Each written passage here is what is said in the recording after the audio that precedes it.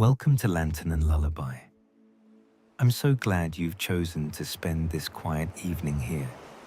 Before tonight's journey begins, allow yourself to become comfortable. Let the day drift behind you, and let your breathing settle into its own gentle rhythm.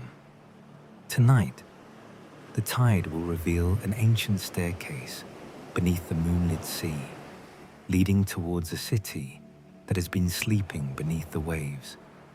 So, whenever you're ready, the water is beginning to draw away, and our story begins.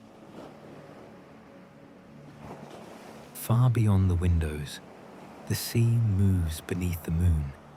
Its slow rhythm reaches the room as a distant hush, rising against the cliffs, then drawing gently away. The bedroom is quiet and cool. Pale curtains rest beside the glass, barely stirring whenever the old window frame allows a thread of sea air to pass through. Nothing here asks for your attention. Nothing needs to be finished tonight. Beyond the foot of the bed, silver moonlight lies across the wooden floor, leading towards the tall windows overlooking the coast. The water appears darker than the sky, a broad, sleeping expanse stretching towards the horizon. And somewhere below the cliffs, the tide is beginning to change.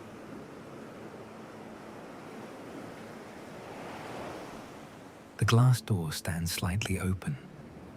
As you move closer, the quiet sound of the sea becomes clearer. Cool air passes through the narrow opening, carrying the scent of salt, wet stone, and distant rain. Beyond the threshold lies a small balcony built into the cliffside. Its pale stone floor shines faintly with moisture. A simple railing follows the curve of the rock, and beyond it, the land falls steeply towards the shore. Clouds drift slowly across the moon, softening its light before allowing it to return. For a moment, everything below remains still. Then the water at the base of the cliffs begins to draw backwards, farther than an ordinary tide should ever go.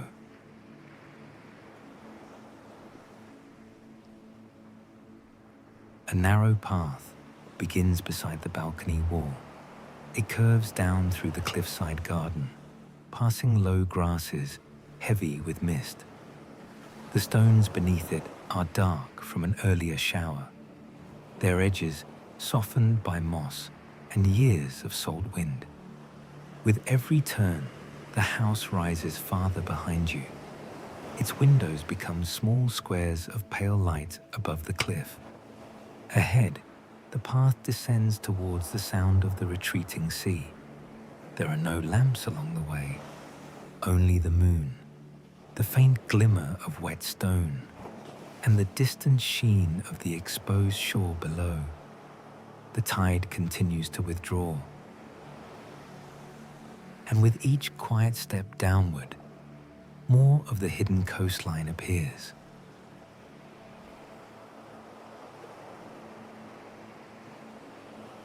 The final curve of the path opens onto the beach. Usually, the water would reach almost to the foot of the cliffs. Tonight, it lies far away. The exposed shore stretches into the darkness, smooth and shining beneath the moon. Shallow pools remain between ridges of stone. Each one holds a still reflection of the sky. Lengths of dark seaweed rest across the sand, left behind by the retreating water. Nothing moves except the distant edge of the tide.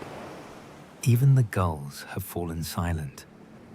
Ahead, where the sea has withdrawn, a long ridge of rock rises from the uncovered seabed.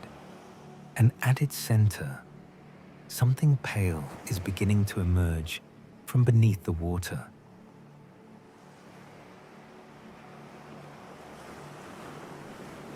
The sand remains firm beneath the thin layer of water, As you cross the uncovered seabed, small ripples pass around the dark stones and disappear. The pale shape ahead becomes clearer. It is not part of the cliff, nor is it driftwood brought in by the tide. A carved stone post rises from the water, smooth and almost white beneath a skin of salt. Another stands several paces beyond it, then another. They form two quiet lines leading away from the shore. Between them, the sea continues to empty from a narrow channel. Slowly, one broad stone step appears beneath the surface. Then the edge of a second. A staircase has been sleeping beneath the tide.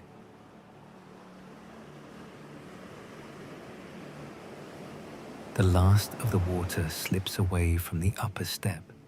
Its surface is smooth, worn slightly lower at the center, as though many quiet travelers once passed this way. The staircase descends between walls of dark rock. First, it appears to lead only towards a lower part of the shore, but the farther steps continue beyond the natural seabed, down into a narrow passage the tide has uncovered. Small streams run along the edges, returning reluctantly to the sea. The pale posts stand on either side, each crowned by a shallow glass bowl filled only with seawater. There are no flames, no signs. Nothing to explain where the staircase leads. Only the steady descent beneath the moonlit shore.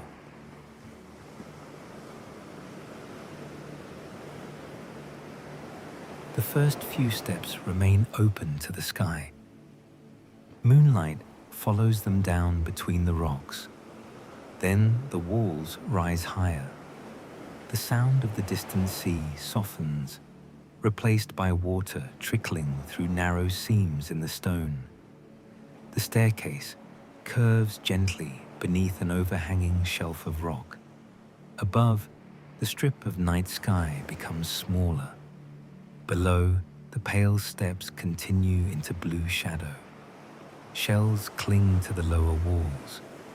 Fine strands of seagrass lie flat against the stone, slowly lifting as the last water drains away. The passage has been hidden for a very long time. Yet the staircase itself is clear, as though it has been waiting for this particular tide.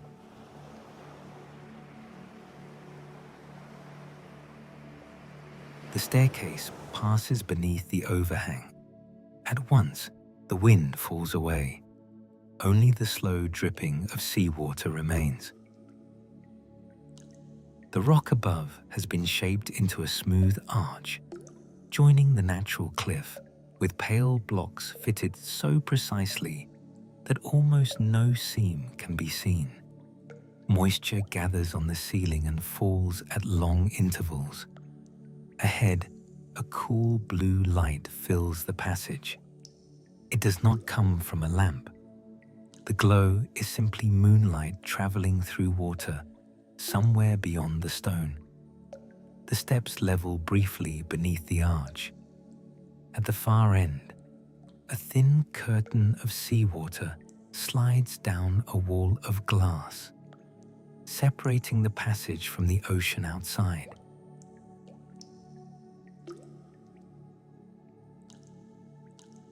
Beyond the glass, the sea is still withdrawing. The waterline moves slowly downward across the outer surface. For a few moments, the window shows two worlds at once. Above the water lies the distant moonlit shore. Below it, blue darkness descends along the cliff. Small silver fish turn together beneath the surface, vanishing whenever they cross the shadow of the rock. The staircase continues beside the window. Each step carries you lower than the uncovered seabed outside. Soon, the shore disappears above the falling waterline. Only the submerged cliff remains.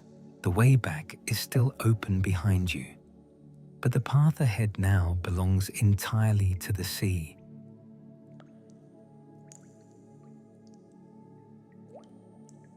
The waterline passes above the top of the glass.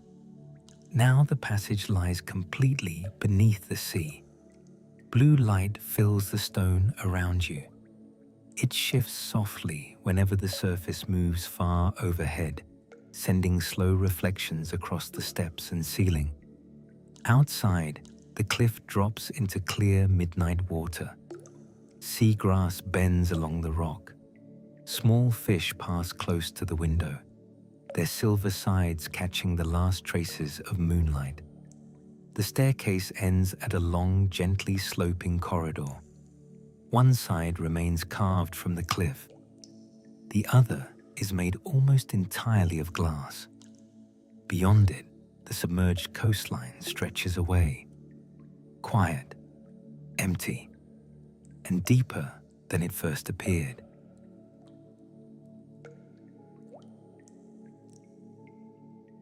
The narrow passage opens into a broad gallery. Its ceiling rises into a series of pale stone arches.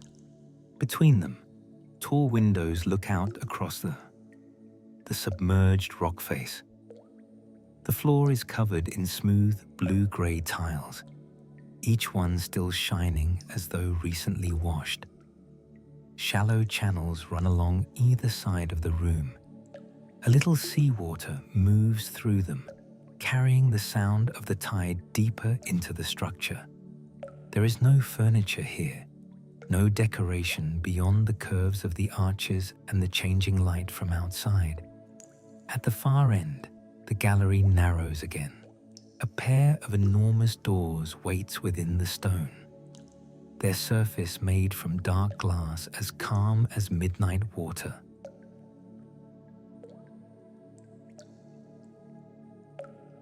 Up close, the doors are not completely black.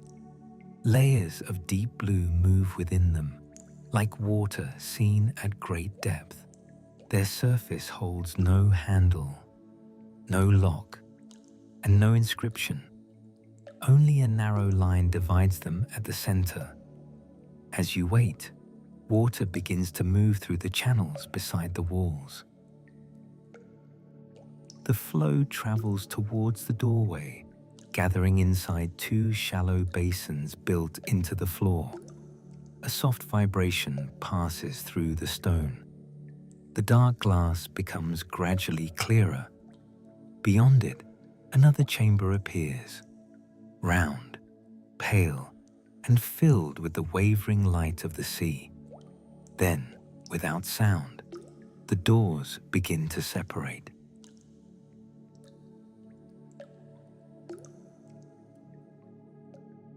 The room beyond is perfectly round.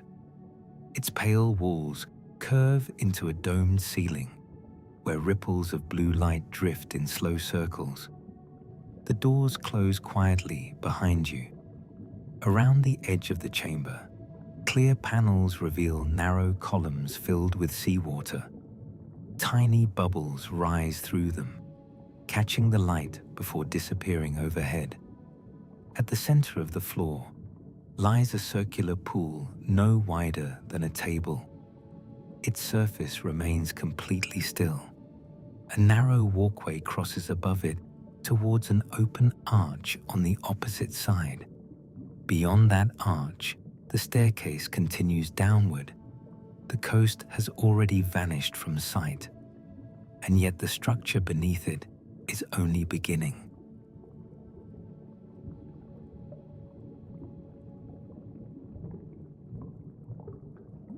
The next staircase curves around a wide central shaft. Its pale steps descend in a slow spiral, following the inside of the rock. At the center, a column of clear water falls silently through the open space. It does not splash. It simply travels downward in one unbroken stream. disappearing into blue shadow far below.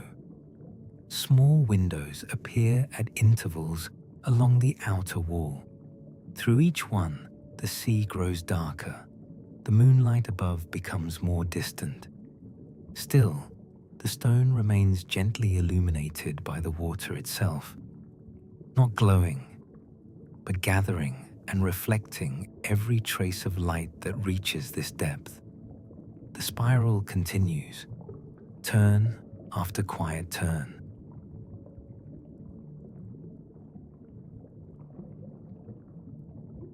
At this depth, the surface can no longer be seen.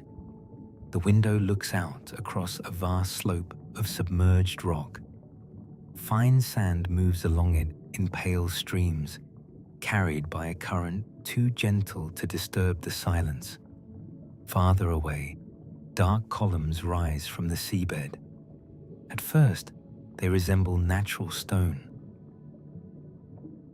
Then, the shifting light reveals smooth curves, arched openings, and the faint outline of a distant roof. The view disappears almost as soon as it forms. A cloud of small fish passes across the glass, and the shapes beyond return to shadow. But for one quiet moment, you have seen it.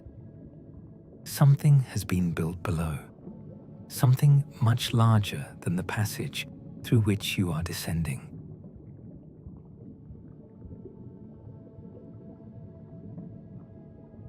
The final step reaches a narrow corridor. Unlike the passage above, this one has glass on both sides. It crosses a ridge of stone surrounded by open water. To the left, the cliff rises towards the hidden shore. To the right, the seabed falls away into a deep valley. The corridor follows the ridge, gently curving ahead.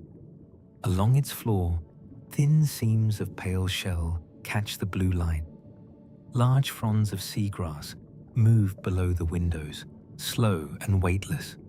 In the distance, another part of the structure waits across the valley. A pale arch can be seen through the water.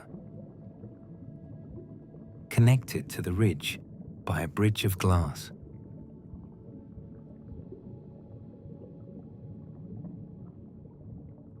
Before reaching the bridge, the corridor widens into a sheltered garden. Beds of pale seagrass fill shallow terraces beyond the glass. Broad leaves move in the current like fabric breathing in sleep. Small white shells rest between smooth blue stones. There are no bright corals here, no sudden colors. Only quiet greens, silver sand, and the soft blue of the surrounding sea. A clear dome rises above the garden, protecting a circular path within. The path curves between pools fed by thin streams of seawater. At its far side, the entrance to the glass bridge stands open. Beyond it waits the darker valley, and the first true crossing into the world below.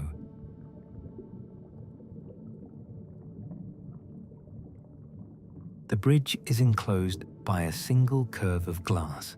Above, the ocean stretches into darkness. Below, the valley floor lies far beneath you.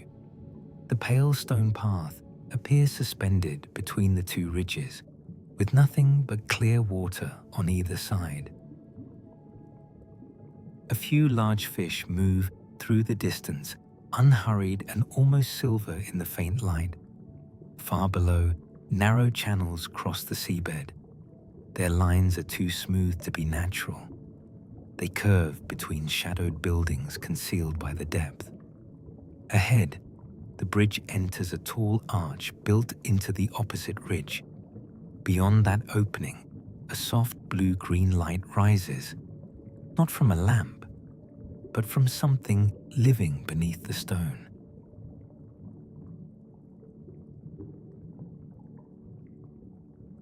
The glass bridge ends beneath a vaulted arch. Here, the stone changes. The pale blocks are threaded with thin veins of blue-green mineral, softly reflecting the living light from the water outside. Beyond the arch lies a short descending passage.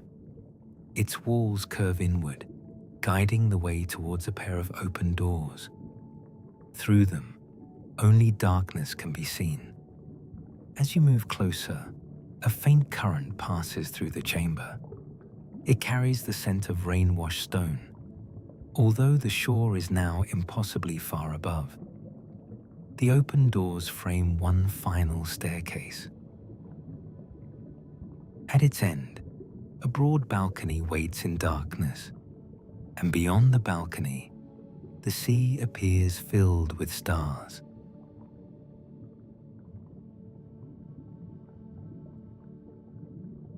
The final steps open onto a wide balcony of pale stone, and below, the sleeping city is revealed. Great glass domes rest across the ocean floor, joined by shining corridors and bridges. Curved towers rise between gardens of silver seagrass. Wide avenues follow the natural valleys of the seabed, passing beneath arches of pearl-colored stone. Water moves through clear channels between the buildings, carrying a soft blue-green light from gardens hidden within the city. Far above, the surface of the sea is only a faint silver veil. A vast shadow moves across it, slowly, quietly, before disappearing into the night. The city does not appear abandoned. It is resting, waiting beneath the dark water, as it has waited through countless tides.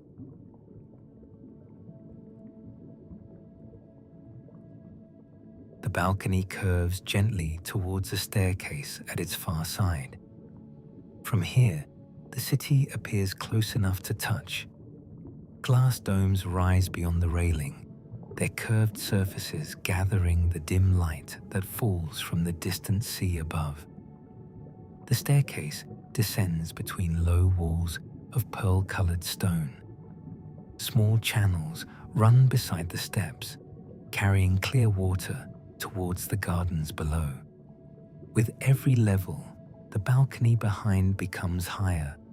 The vast city view slowly disappears behind domed roofs and graceful arches.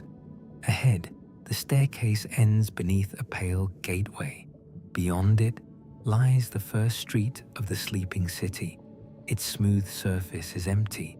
Its windows are dark, and the soft blue current moving through the channels is the only thing still awake.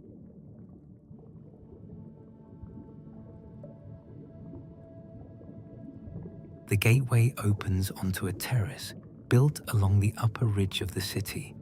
Its floor is laid with long slabs of blue-grey stone, polished smooth by time and water. Low walls border the edge.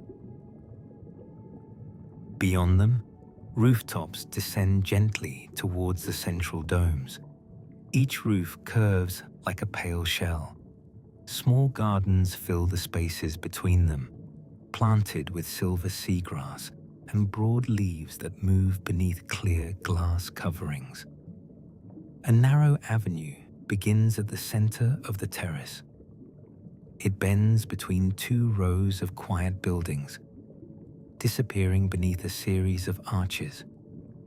The city is no longer distant. You are standing within it now, and somewhere far below, water moves through its hidden channels with the steady rhythm of breathing.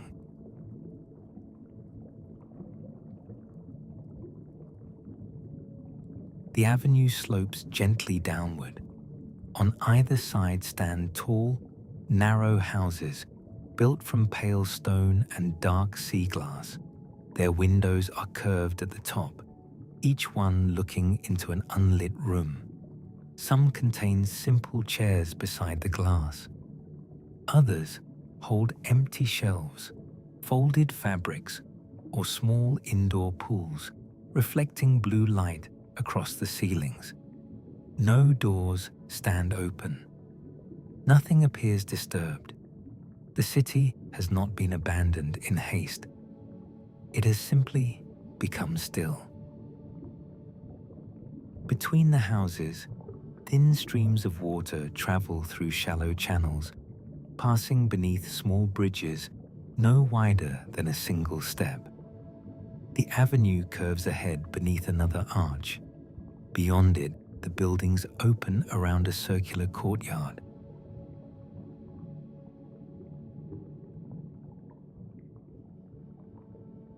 The avenue opens into a quiet circular space. At its center lies a shallow pool edged with smooth white shells. Their surfaces catch the shifting blue light, appearing almost silver beneath the sea. 4 narrow paths divide the courtyard. Between them, low gardens contain pale grasses, rounded stones, and delicate plants with translucent leaves. The surrounding houses curve with the shape of the square. Small balconies project above the windows, each one empty. A thin stream enters the central pool through a channel beneath the paving. It crosses the water without disturbing its surface, then disappears into another opening on the opposite side. Beyond the courtyard, one path descends towards the sound of a larger canal.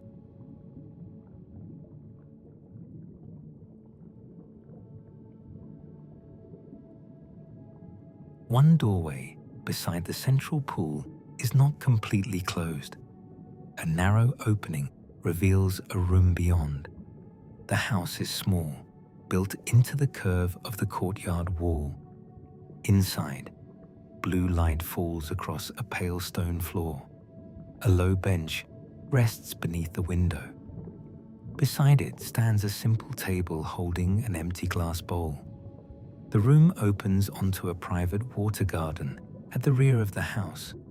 Through the far arch, silver leaves move beneath a shallow dome. No belongings appear forgotten. Nothing suggests that anyone left suddenly. The room feels prepared, quietly waiting, as though its owner might return after the city wakes. A narrow passage leads through the house towards the garden.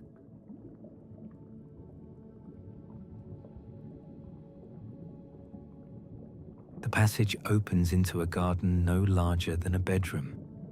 Its glass roof curves low overhead, placing the ocean close above. Outside, strands of seagrass move across the dome, their shadows passing slowly over the floor. A narrow path circles a shallow pool. Within it grow broad, silver-green leaves, each one resting just above the surface.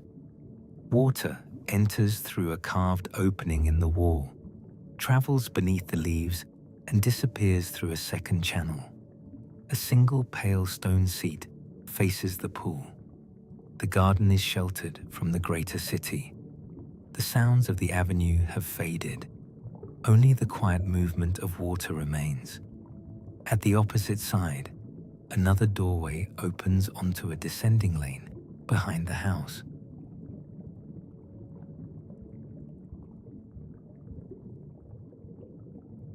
The lane behind the house is narrower than the avenue. It descends between high stone walls softened by small beds of seagrass. Above, glass walkways connect the upper floors of neighboring buildings. Through them, blue light passes in long wavering bands. The sound of flowing water grows clearer. At the end of the lane, the walls open suddenly. A canal crosses the city from left to right. Its surface is smooth and dark, protected beneath a long glass roof. Pale buildings stand along both banks. Their steps descend directly towards the water. A small stone bridge arches across the canal nearby, leading towards the market district beyond.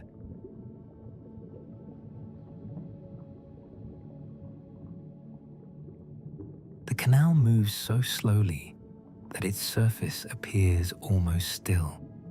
Reflections of arched windows stretch across it, in long bands of blue and silver. Stone steps descend from the buildings on either side, ending just above the waterline. Small, empty landing platforms rest beside them. There are no boats tied here, only clear channels entering beneath the walls, gently feeding the canal from deeper parts of the city. The glass roof above follows the water into the distance. Beyond it, fish drift through the open sea, separated from the canal by a single transparent curve. The small bridge rises ahead. Across it, the buildings become larger, their lower floors opening beneath wide, covered arches.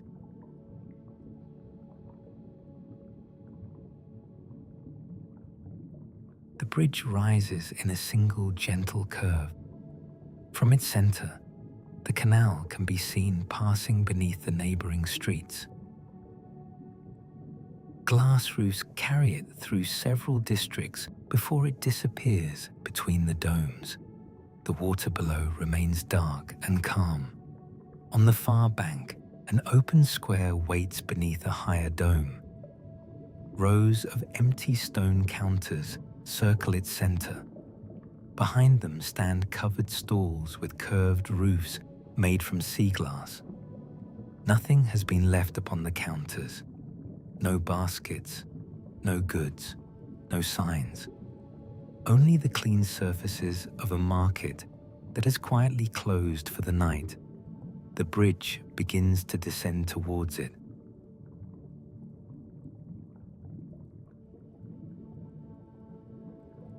The market rests beneath a high, clear dome. Its floor forms a broad circle around a shallow basin filled with dark water. Stone counters radiate outward like the spokes of a wheel. Behind each one, small alcoves open into the surrounding buildings. Some contain shelves of smooth glass vessels. Others hold folded lengths of pale woven material. Nothing carries a label. Nothing bears a mark. Water moves through thin channels between the counters, meeting in the central basin before flowing away beneath the square. Above, shadows of passing fish cross the glass dome. The market feels neither deserted nor forgotten. It has simply reached the quietest hour of its long night. A covered arcade begins beyond the opposite stalls.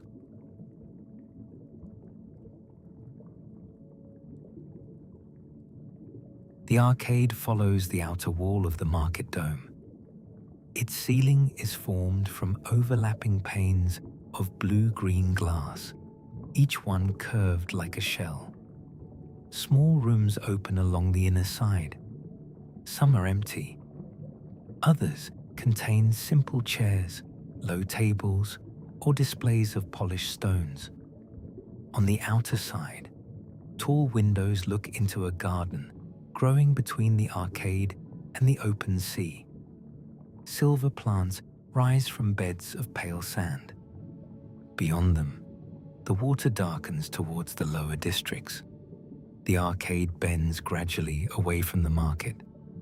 At its far end, a pair of open doors reveals a quieter room overlooking the garden. Several empty tables stand beside the windows.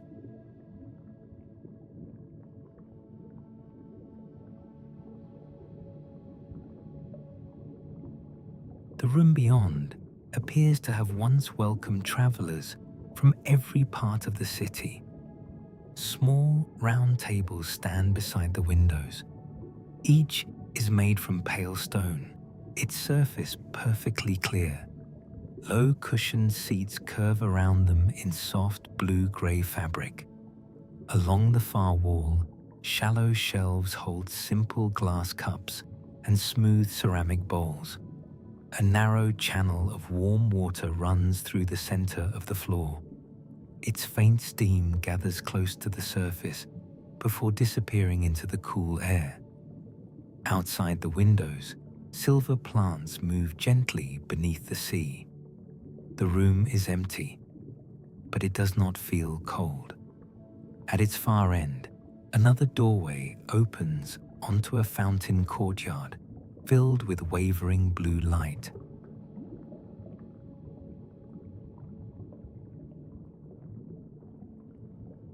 The doorway opens beneath a ring of high arches. At the center of the courtyard stands a tall column of water. It descends from a circular opening in the dome above, falling in one unbroken stream into a shallow basin. The water makes almost no sound. Its surface folds softly into itself before traveling away through 4 narrow channels. Pale stone paths cross between them. Small gardens fill the spaces in between, planted with low silver leaves and smooth white shells. The surrounding walls contain several archways. Most lead back towards the market district. One, higher than the others, opens towards a grove of slender trees protected beneath another dome. Their pale branches move slowly in the water-filtered light.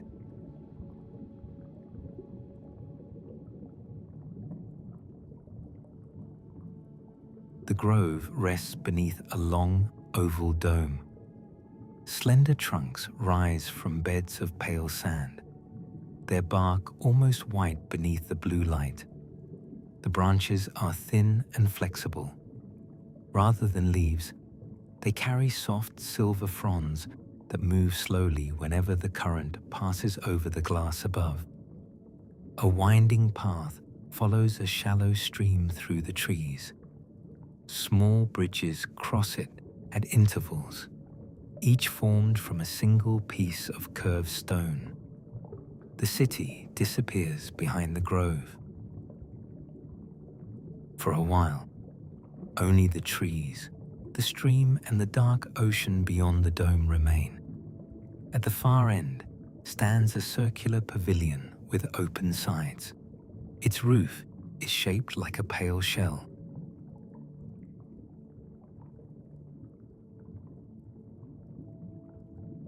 The pavilion stands above a circular pool. Its floor forms a ring around the water, protected by a low stone edge. From the shell-shaped roof hang long, thin pieces of clear glass. They are not marked or decorated. When the current moves across the dome outside, the glass pieces turn slightly and touch one another. Their sound is soft, more like distant rain than music. The pool beneath them reflects the moving ceiling and the pale trees beyond. Several stone seats follow the curve of the pavilion. All remain empty. Across the pool, an open arch leads from the grove into a broad public hall whose dome rises higher than the surrounding roofs.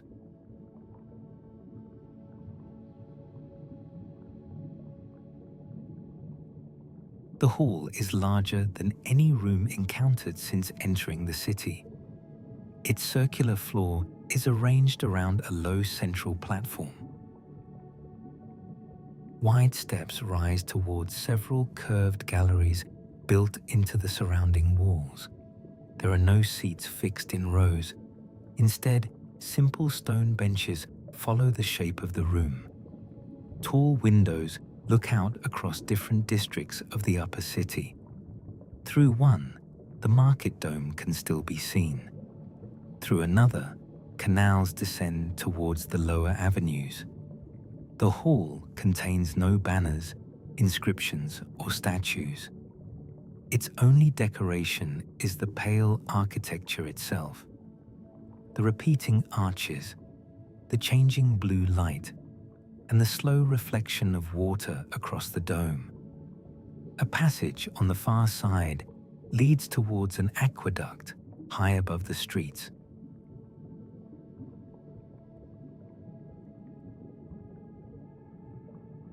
The passage opens onto a narrow walkway carried high between two districts. A channel of clear water runs along its center. Low paths follow on either side beneath a curved glass roof. Below, the upper city streets cross one another between domed gardens and shell-shaped homes. The water in the aqueduct moves towards the palace district ahead. Its surface reflects the pale arches supporting the roof. Outside the glass, the open sea has grown darker. Large strands of kelp rise beyond the city walls, their tops disappearing into blue shadow. At the far end, the aqueduct meets a wide terrace built beneath a sequence of pearl-colored arches. Beyond those arches, taller towers rise.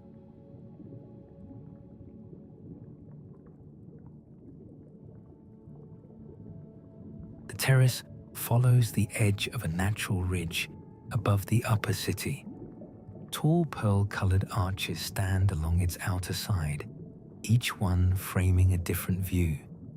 Through the first, the residential domes spread across the slope.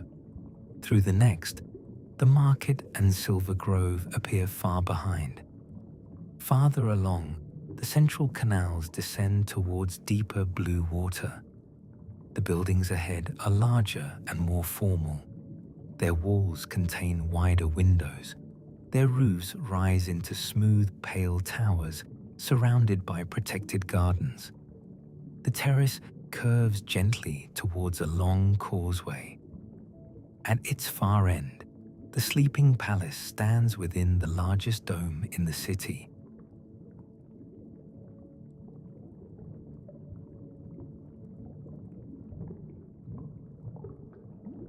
Its upper windows reflect the faint silver surface of the sea.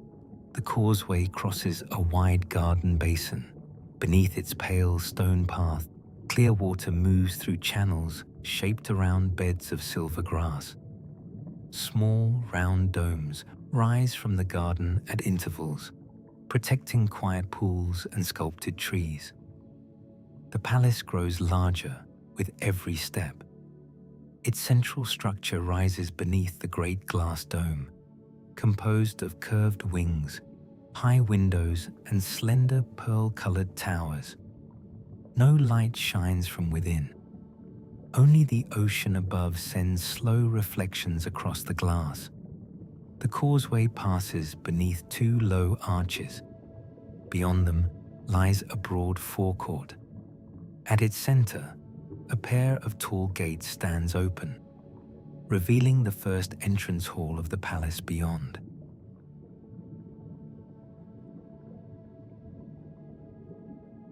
The causeway ends beneath the great dome. The palace forecourt spreads across a broad circle of pale stone. Shallow pools lie on either side, their surfaces reflecting the towers above. The open gates rise ahead. They are made from dark sea glass, framed in pearl-colored stone, their panels held back against the walls. Beyond them waits a vast entrance hall. A wide staircase rises beneath a ceiling of glass. On either side, tall arches lead towards gardens, galleries, and chambers hidden deeper within the palace. The upper city rests quietly behind you. Its canals continue to move. Its gardens continue to breathe beneath the sea.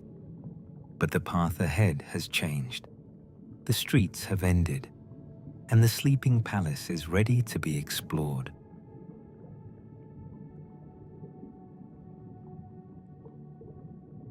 The palace entrance hall rises beneath a clear glass ceiling. A wide staircase divides at the first landing, curving towards galleries on either side. The pale floor reflects the towers above and the slow movement of the ocean beyond the dome. Shallow channels run beside the central path. Their water moves quietly towards the inner palace. Tall arches open along both walls. Through one lies a garden of silver trees. Through another, a corridor extends between rows of pearl-colored columns. Nothing moves within the palace, yet the water continues through its hidden channels, guiding the way deeper inside.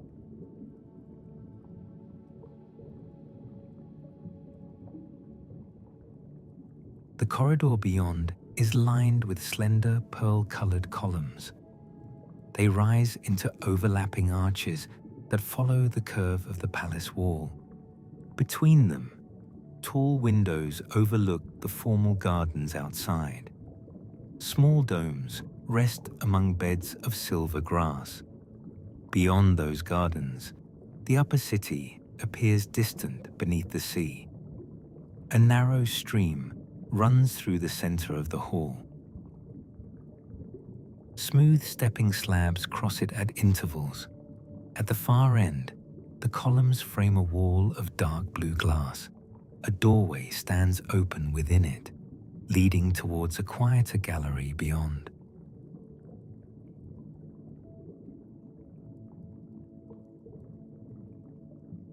The gallery curves along the outer edge of the palace. One wall is made from pale stone. The other is formed entirely from deep blue glass. Beyond it, the ocean descends towards the palace gardens below. Large fish pass slowly through the water, their silver sides appearing and disappearing in the dark. Along the stone wall stand a series of empty alcoves. Each contains a single unmarked glass vessel or polished stone.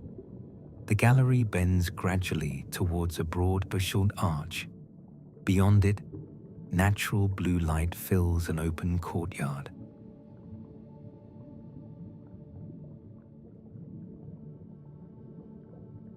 The courtyard rests beneath a high circular dome. 4 curved paths surround a long reflecting pool. At its center, a low fountain sends a smooth sheet of water over a pale stone edge. Silver-leaved trees grow from raised beds beside the paths. Their branches cast wavering shadows across the floor. The surrounding palace walls rise in several tiers. Balconies and arched windows look down into the quiet space. Across the pool, tall glass doors stand open. Beyond them lies a room with a wide polished floor beneath another dome.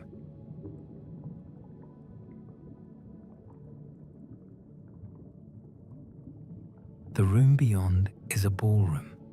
Its floor stretches beneath a high glass dome, smooth enough to reflect the ocean above. Tall windows rise between pearl-colored arches.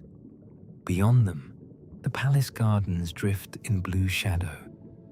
There are no tables or decorations, only a wide open floor and a low circular platform at the far side. A double staircase curves towards a narrow upper gallery. The hall feels prepared for music and movement, but nothing disturbs its stillness now. At the top of the stairs, an open arch leads into a smaller gallery.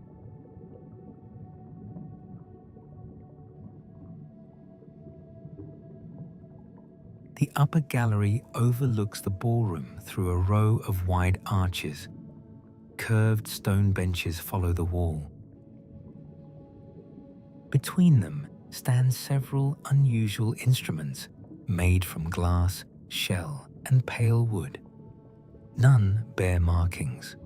Long strings stretch across one open frame. Clear bowls rest upon another. The current moving beyond the dome causes the thinnest strings to tremble faintly. Their sound is almost too soft to hear. At the end of the gallery, a narrow passage turns away from the ballroom. Shelves appear in the blue light beyond.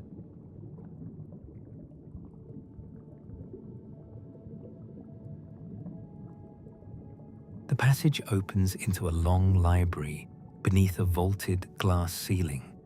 Tall shelves curve with the walls. They hold pale-bound volumes, rolled fabrics and sealed glass cases. No titles are visible.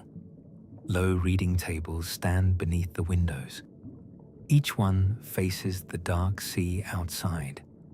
Thin streams of water run beneath the shelving, carrying cool reflections across the floor.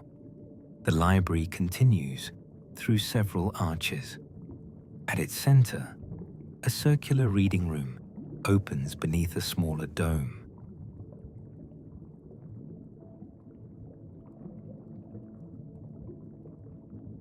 The rotunda is quiet and perfectly round. A circular table stands beneath the glass dome. Around it rests several low chairs upholstered in soft blue-gray fabric. Narrow shelves are built into the walls between tall windows. Each window looks towards a different part of the palace. One faces the ballroom dome. Another overlooks the inner gardens. A third looks towards a larger glass house rising beyond the palace wing. A pair of open doors beneath that window leads directly towards it.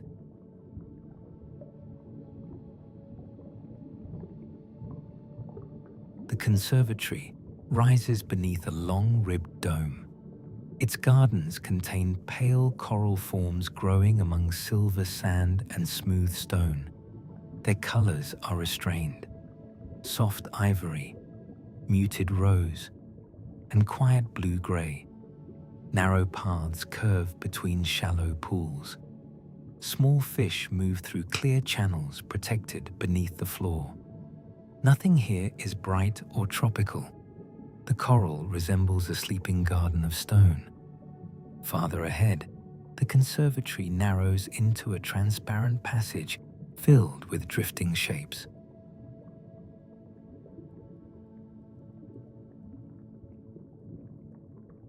The passage is enclosed by clear glass on every side. Outside, translucent jellyfish drift through the dark water. Their pale bodies gather the faint light from above. They do not glow brightly. They move slowly, rising and falling with the current. The path curves between the conservatory and a smaller dome ahead.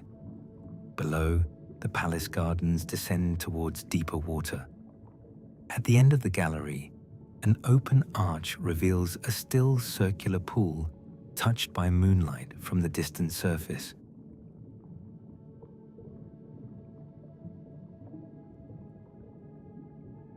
The chamber contains a single circular pool. Its water is darker than the channels elsewhere in the palace. A round opening in the glass dome aligns with the distant moon above the sea. Silver light travels down through the water and rests upon the pool. The reflection remains steady, even as the ocean shifts overhead. A narrow walkway circles the edge. On the far side, pale steps descend beneath a low arch. Warm mist rises faintly from below.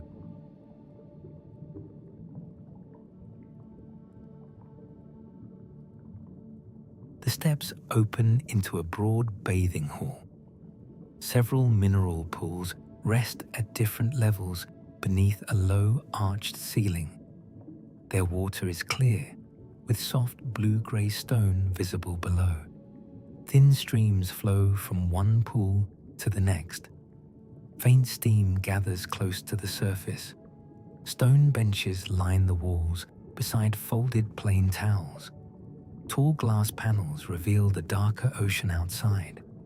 A narrow passage beyond the lowest pool disappears behind a veil of warm mist.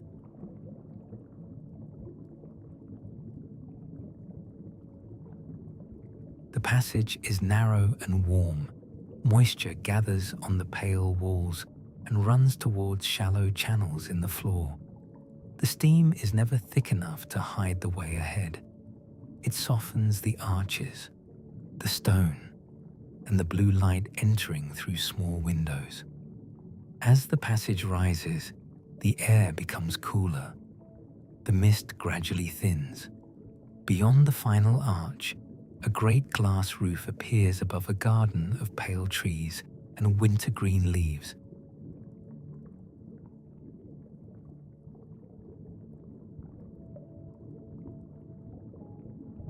The winter garden stretches beneath a high vaulted glass roof. Pale trees rise from beds of moss and silver grass. Their branches carry small, muted leaves rather than flowers. A clear stream winds between them. Stone paths follow both banks, crossing beneath delicate arches of glass. The warm mist from the baths fades behind. Here, the air feels cool and still. At the far end, a narrow, elevated walkway rises towards the upper glass house.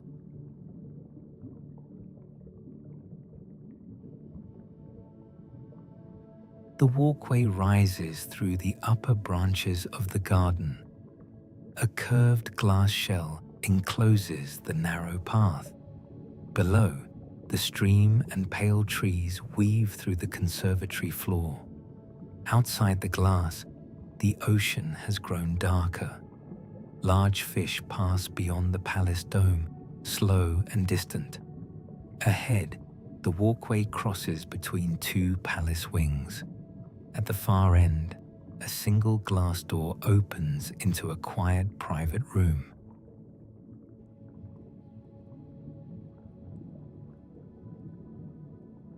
The room is smaller than the public halls. Curved blue-grey seating surrounds a low, pale table. Tall windows overlook the winter garden on one side and the ocean on the other. A narrow channel runs beside the wall, carrying warm water through the room. Simple glass vessels rest upon a shelf. No portraits or emblems appear here. The room is elegant but restrained. Across from the windows, a narrow stair rises towards a round chamber at the top of the palace wing.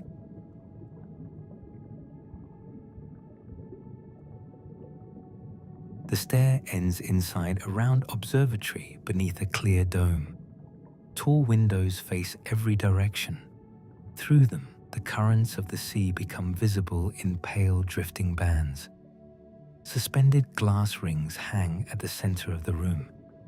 They turn slowly whenever the water outside changes direction. No numbers or markings cover them. They simply follow the movement of the ocean. Beyond the windows, the palace roofs lie below. One enclosed bridge extends from the observatory towards a darker wing built against the ridge.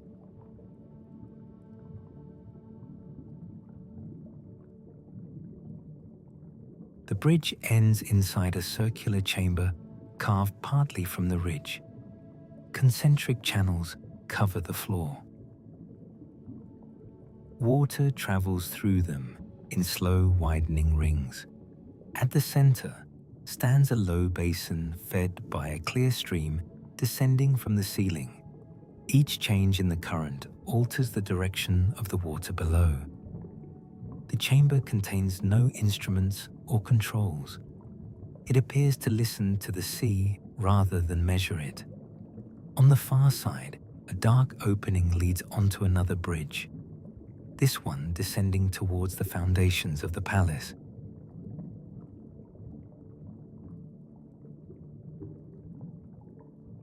The bridge slopes gently beneath the palace. Its glass walls reveal the foundations rising on either side. Massive pale arches descend into dark rock. Clear channels carry water through them towards the lower city. Above, the palace domes recede into blue shadow. Below, a deeper district begins to appear. Only a few rooftops can be seen between the ridges. At the end of the bridge, a sealed doorway waits within the stone. Its dark glass surface reflects the water moving beneath the floor.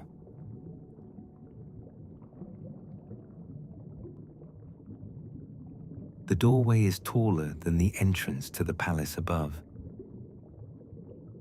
Its Its dark glass contains layers of deep blue, almost black at the center. Water enters two channels beside the bridge. The streams travel towards the doorway and disappear beneath the frame. A soft vibration moves through the floor. The glass gradually clears. Beyond it, a broad staircase descends through the foundations. Far below, pale lights move through gardens and avenues hidden in the deeper city. The doorway begins to open. The palace rests behind you, and the path now turns towards the world beneath it.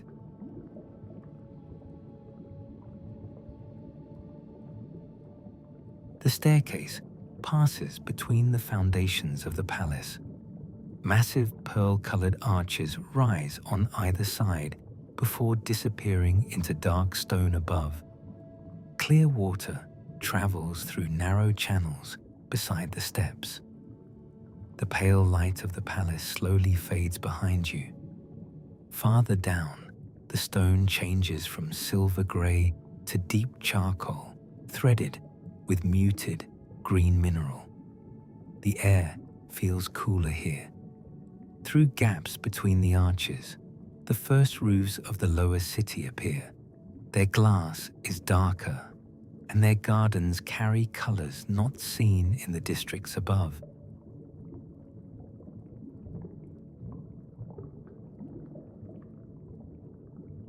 The final step reaches a terrace carved into the ridge.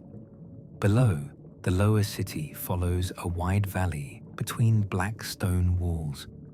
Its buildings are shorter than those above, with broad glass roofs and sheltered gardens. Muted emerald plants fill the spaces between them. Warm mineral channels curve through the district, glowing softly in shades of amber and pale gold. Far beyond the rooftops, the valley narrows towards a darker trench. A descending path leaves the terrace. It winds between green glass domes before disappearing into the streets below.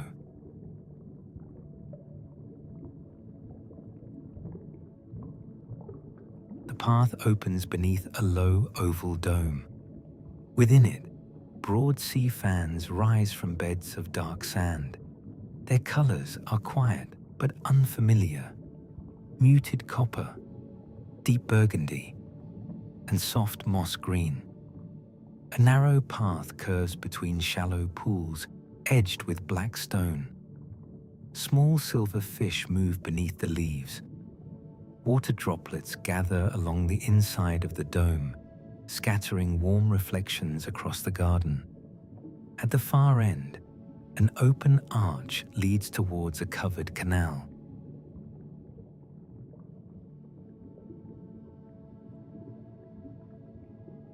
The canal passes beneath a roof of smoky glass. Its water is clear, yet the stone beneath it contains veins of amber mineral. A gentle golden color rises through the moving water. It reflects across the pale walls without warming the entire room. Low bridges connect buildings on either bank. Their dark green glass windows look towards the canal. The water curves ahead beneath a wider arch. Beyond it stands a quiet house whose walls shine faintly like polished jade.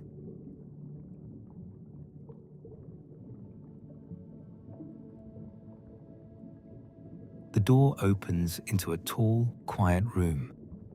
Its walls are formed from layers of dark green glass. Light passing through them turns the pale floor a muted shade of jade. A curved bench follows one wall. Across from it, a shallow indoor pool contains long olive leaves and smooth cream-colored stones. A narrow staircase rises beside the pool.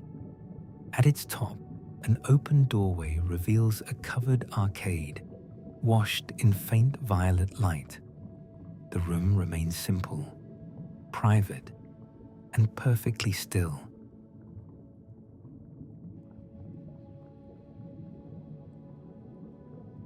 The arcade curves between the upper floors of the lower district. Its roof is made from overlapping panes of smoky lavender glass.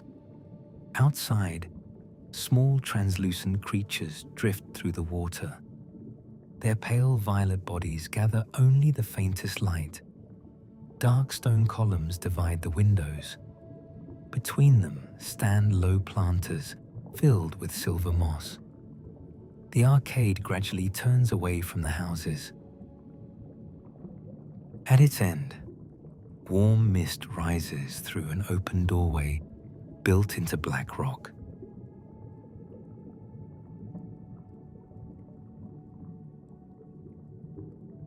The doorway opens above a series of descending pools.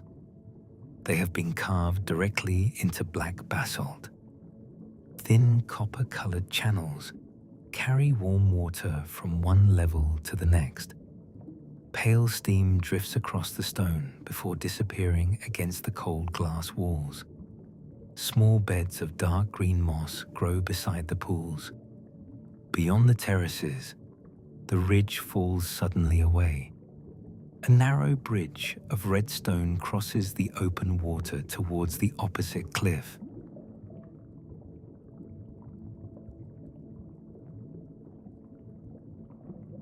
The bridge is built from deep red stone polished smooth by water and time. Low walls follow its gentle curve. Below, the seabed disappears into darkness. Pale mineral vents rise from the trench in slow white streams. The thermal district glows softly behind you in copper and black. Ahead, the opposite ridge contains a long glass gallery built directly over the abyss. Its windows appear almost violet against the dark water.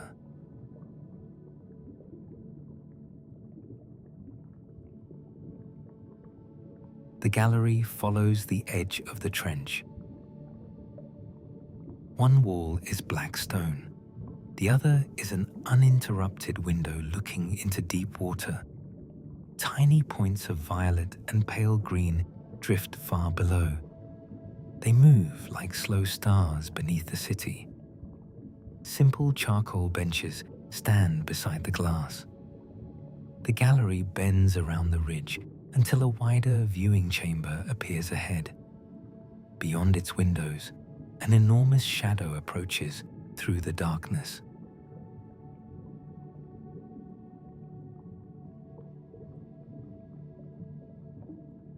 The chamber projects beyond the ridge beneath a curved wall of glass. For a moment, only darkness lies outside. Then a vast silver-grey whale passes slowly across the window. Its movement is unhurried. Pale light follows the curve of its back before fading into the trench. The chamber contains only a circular bench and a low, black stone floor. When the whale disappears, a doorway becomes visible on the opposite side.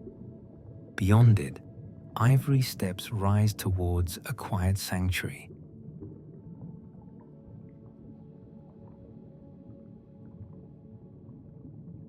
The stairs open into a high chamber of pale stone. Its walls are undecorated. No statues, emblems, or inscriptions disturb the smooth surfaces. A shallow, rectangular pool rests at the center. Dark green water lies perfectly still within it. Tall openings look towards the abyss on one side and the lower city on the other. At the far end, two bronze-colored doors stand open.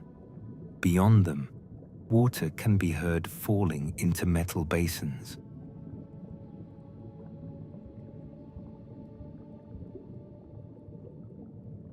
The next hall is lined with shallow basins, made from dark bronze.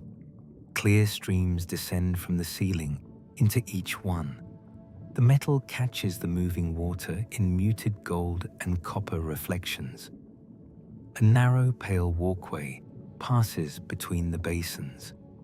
There are no flames and no machinery, only water metal, and the steady sound of falling streams. At the far end, an open arch reveals a garden of tall rooted kelp.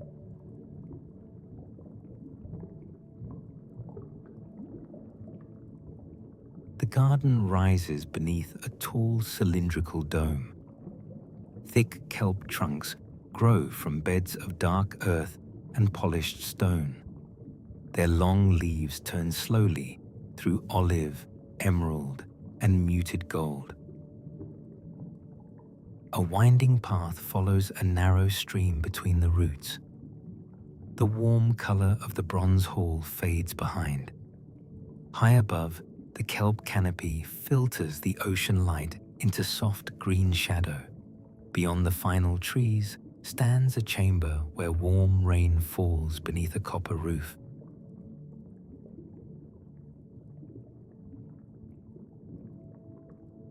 Fine, warm rain falls from the curved ceiling. It lands upon pale sandstone and disappears into narrow floor channels. The chamber contains no pool. Low beds of moss and small copper-colored leaves grow beside the walkway. The air is warm but clear. Beyond the falling water, an open arch frames a white chamber glowing with soft opal reflections. A spring rises at its center.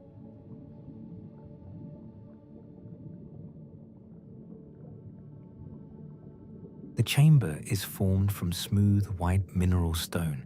At its center, clear water rises from a narrow opening and fills a shallow circular basin.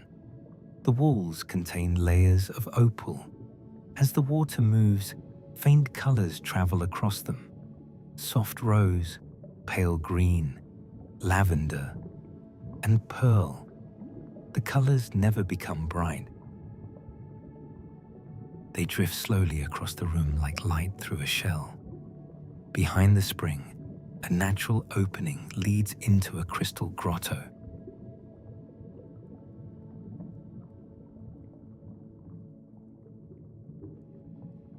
The polished palace stone gives way to a natural cavern. Clusters of smoky crystal rise from the floor and walls. Some are nearly black. Others hold muted lavender and sea green color deep within them. A shallow stream winds between the formations. Its surface reflects the crystals without making them glow. The path narrows towards a pale doorway cut into the rock.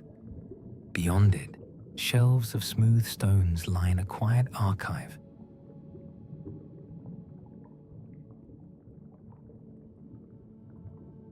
The room is carved from warm grey stone.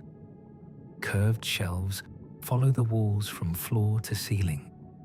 Instead of books, they hold smooth stones, layered shells, and sealed mineral samples. Each differs in color and texture.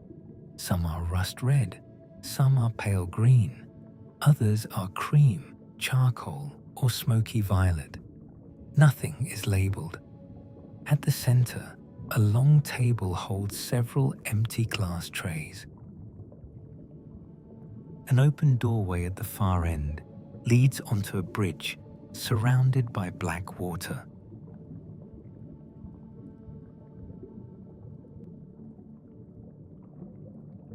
The bridge crosses water so dark that the surrounding ridge disappears within it.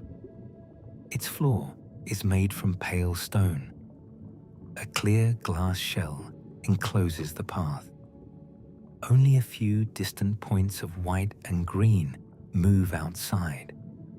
Far below, an occasional mineral vent opens like a pale flower before fading again. Ahead, the bridge reaches a black glass dome built at the edge of the deepest trench. Its entrance stands open.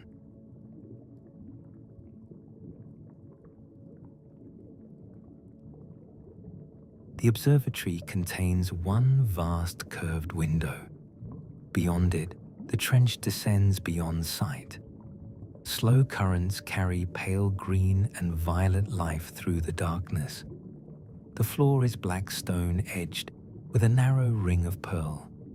A low seat follows the window. No instruments stand here. The room exists only for watching the deep. At its center, a circular opening contains a column of water rising silently towards the ceiling. Within it, pale steps can be seen turning upward.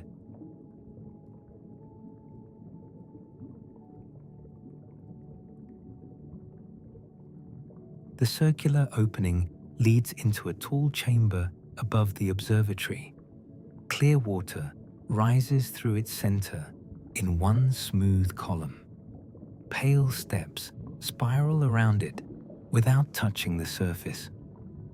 The current carries soft opal light upward, white, silver, faint green, and muted gold. Through the glass walls, the deeper city lies far below. High above, the column disappears into the foundations of the city's central tower. The path through the depths has reached its lowest point. From here, the journey begins to rise again.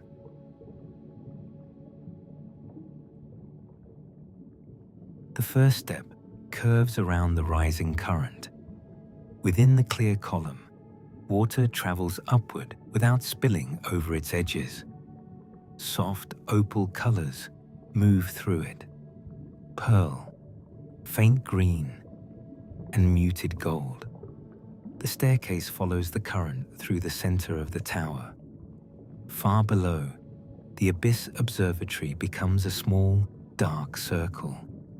With every turn, more of the deeper city disappears beneath the foundations. Ahead, the stairs pass through a pale opening in the ceiling.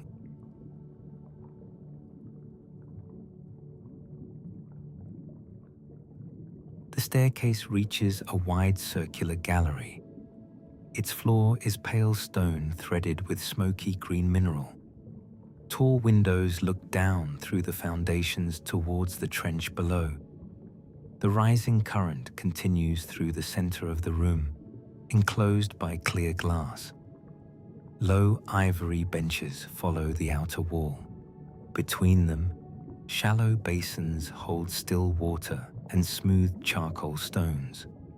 A broad arch opens on the far side. Beyond it, soft emerald light moves through a garden rising inside the tower.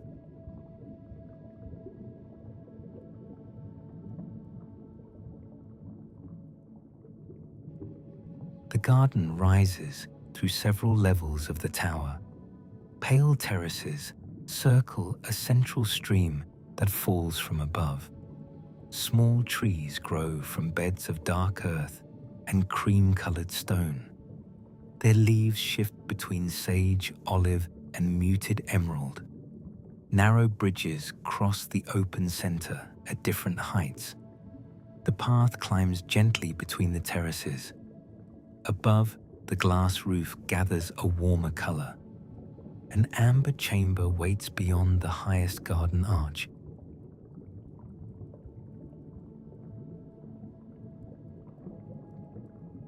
The chamber is lined with pale stone and narrow copper ribs.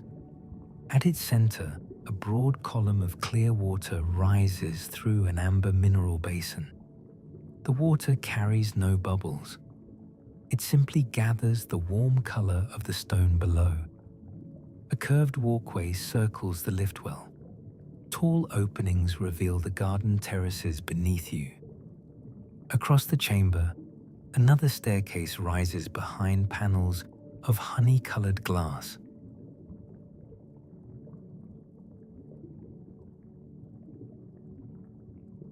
The staircase opens beneath a long glass roof. Low gardens stretch along both sides of the path. Soft sage leaves grow beside copper-colored grasses and pale cream flowers. Their colors remain gentle beneath the sea. Small streams pass through beds of warm gray stone. Beyond the glass, the central tower rises through open water. At the far end, a bridge of muted rose glass connects this terrace to the next level.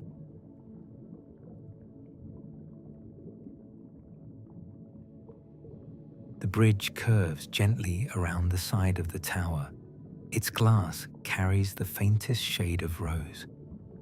Outside, the sea appears almost charcoal by comparison. Pale fish move through the distance. Far below, amber channels and emerald gardens mark the path already traveled. Ahead, the bridge enters a quiet ivory chamber. Long pieces of shell and glass hang beneath its ceiling.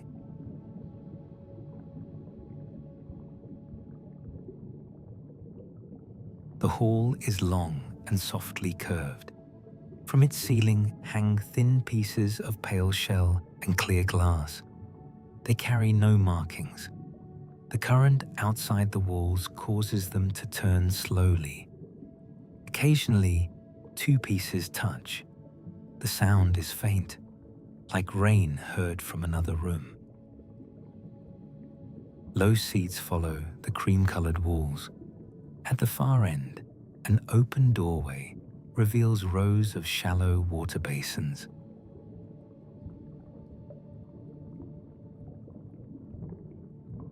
The room contains no books or shelves. Instead, shallow glass basins rest upon long, pale tables. Each contains water gathered from a different part of the city. One is dark with mineral shadow. Another carries a soft green reflection. Others hold amber, silver, or faint violet light. Narrow channels connect the basins beneath the floor. The water moves between them so slowly that the room appears still. Beyond the final table, a staircase rises beside a broad falling stream.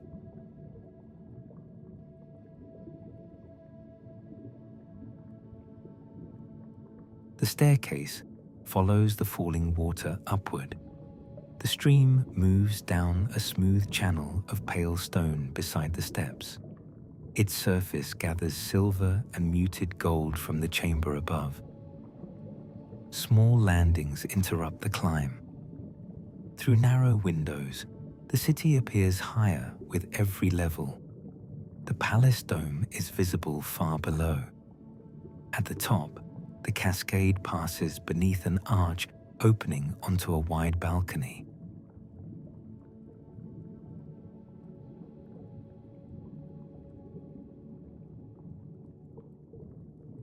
The balcony circles the central tower. From here, the entire city lies below. Emerald gardens, amber canals, and pearl domes spread across the seabed. The red bridge crosses the dark trench like a narrow thread. The palace rests beneath its great dome farther up the ridge. Above, the sea grows lighter. A silver veil marks the distant surface. The balcony continues towards a white cloister built into the opposite side of the tower.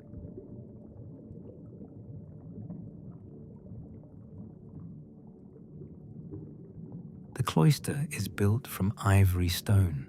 Its columns curve like pale coral branches without becoming ornate. Between them, open windows look across the city. Low beds contain soft coral forms in cream, pale rose, and warm grey. A narrow stream follows the inner wall. The sound of the city has faded at this height. At the far end, the cloister opens into a circular reservoir beneath a silver dome.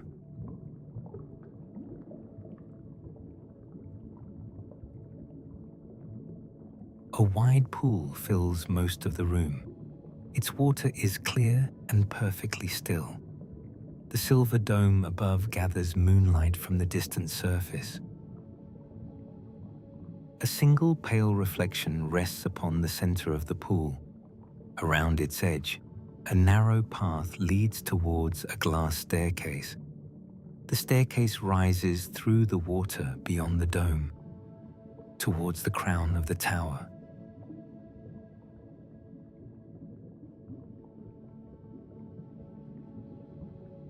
The staircase rises outside the silver dome. Clear glass surrounds every step. Below, the reservoir becomes a quiet circle of moonlight. The upper city spreads beneath the tower. Ahead, the Crown Conservatory appears beneath a broad glass roof. Soft plum leaves, silver grasses, and pale green branches move within it. The stairs enter through an open arch at the conservatory's lowest edge.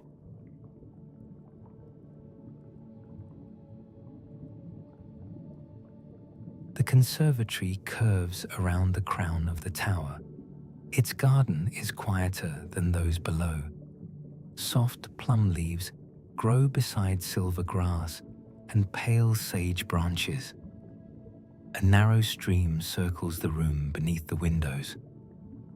Outside, the dark ocean stretches in every direction. Only the silver surface lies above. At the center of the conservatory, a spiral stair rises into the highest observatory.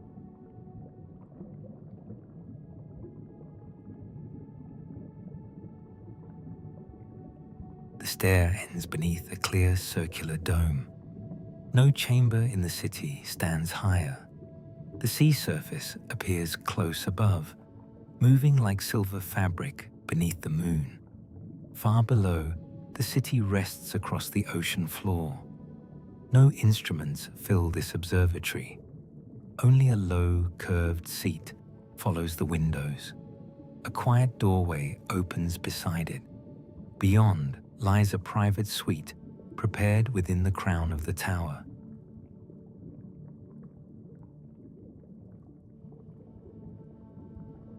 The room is small and softly curved.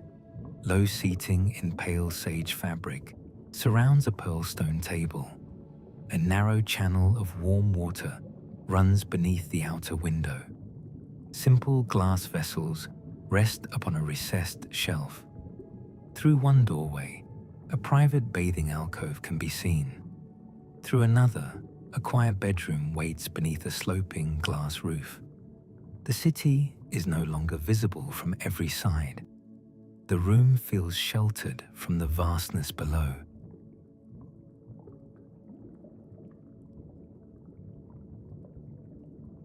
The alcove contains one shallow pool of warm water. Its pale stone edge follows the curve of the tower. Above, a small glass roof looks towards the moonlit sea. Silver light rests across the water. A stone bench stands beside folded plain towels. The warm channel from the sitting room passes beneath the pool before continuing towards the bedroom. A second doorway leads quietly back into the private suite.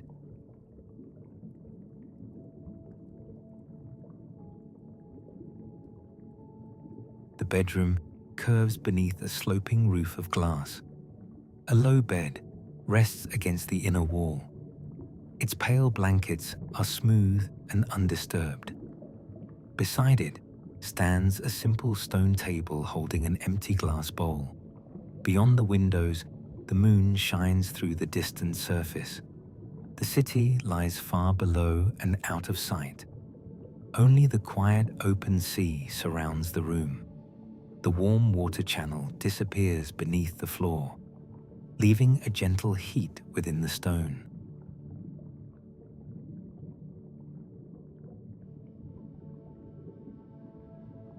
Beyond the glass, the water remains dark and clear. For a while, nothing passes.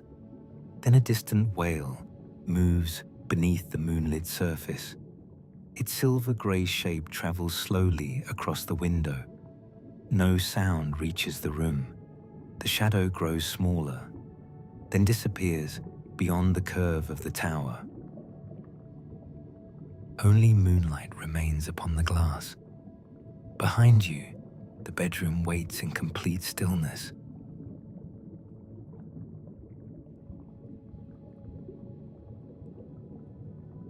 sea above returns to stillness.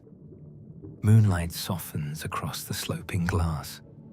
Far beneath the tower, amber channels continue through the lower city.